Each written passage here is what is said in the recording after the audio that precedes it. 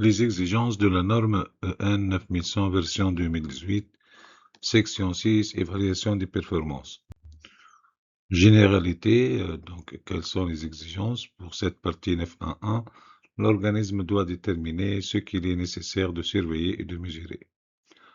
La solution pratique, c'est d'établir une procédure de mesure de surveillance dont on trouve tous les éléments à surveiller, tels que l'étalonnage, par exemple la revue de direction, la revue des processus, les audits, les checklists et tout dans un tableau. Satisfaction des clients, exigence, l'organisme doit surveiller la perception des clients sur le niveau de satisfaction de leurs besoins et attentes. Solution pratique, on commence toujours par l'enquête satisfaction normalement, visite des commerciaux, suivi des réclamations, participation aux foires et aux forums, suivi des produits dans les points de vente. Ce sont des solutions pour mesurer le degré ou bien le niveau de satisfaction. 9.1.3 Analyse et évaluation.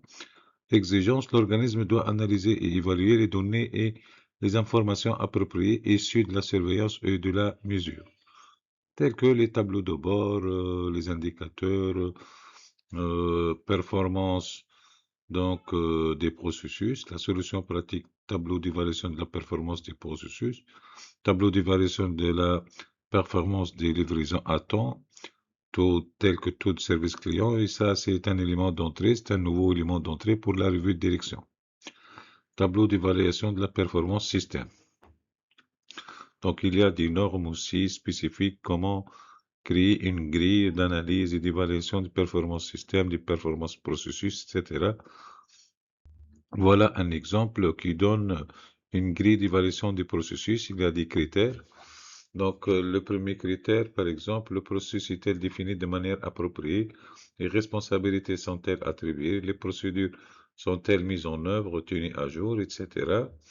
On donne bien sûr ici pour le processus, la stratégie, c'est l'ensemble des processus dans la cartographie.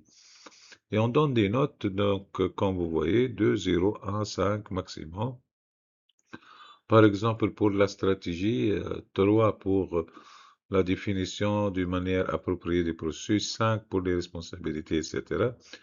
Une note moyenne de maturité, 3,2, et résultat de maturité, 64%. En ligne maintenant, la moyenne, donc pour le premier critère, 3,44%, résultat, 69%. Il y a un seuil à ne pas dépasser, par exemple, 70%. Ou bien 60% doit être supérieur. Ici, on trouve que tous les processus sont matures, presque, sauf donc le processus achat, il a une note inférieure à 60%. Voilà. Et ici, le critère, donc résultat du critère pour l'ensemble presque des processus, il est inférieur au seuil de 47%, donc il faut ajouter d'autres procédures ou bien mettre à jour les procédures. Voilà donc la grille de maturité des processus. L'audit interne, exigence, l'organisme doit réaliser des audits internes à des intervalles planifiés pour fournir des informations permettant de déterminer si le système de management de la qualité est conforme aux propres exigences de l'organisme, c'est-à-dire les procédures et les processus et les instructions, et aux exigences de la présente norme internationale.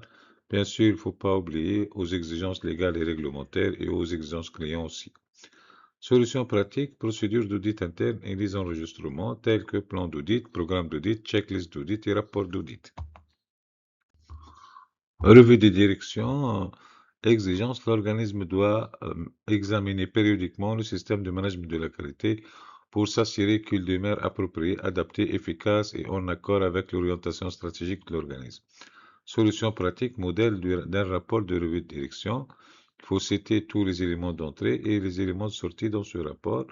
N'oubliez pas aussi qu'il y a donc des nouveautés pour les éléments d'entrée tels que la performance de livraison à temps. Voilà, merci pour votre attention. C'est la fin de cette section et à la prochaine section.